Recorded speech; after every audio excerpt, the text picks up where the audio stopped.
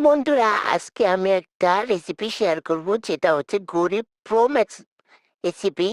তো pro max রেসিপির জন্য লাগবে আপনার এরকম পাঙ্গা হাঁড়ি পাতিল, যেটাতে আপনি গরিব প্রো ম্যাক্স রেসিপি বানাতে পারবেন। তো চলো, আমি নুডলস রেসিপি দিচ্ছিলাম। তো সেটা তো তোমাদের সাথে বকবক করতে করতে আমার নুডলস সিদ্ধ করা হয়ে গেছে, এটাকে এখন নামিয়ে ফেলবো।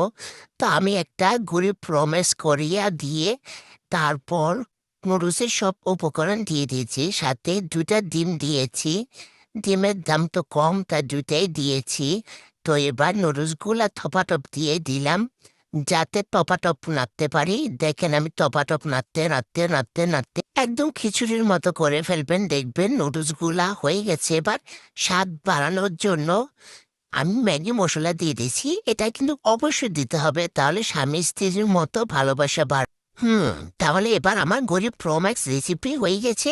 এবার জামাইরে গাবলা ভরে দেবেন, জামাই খেয়ে আপনাকে ভালোবাসে।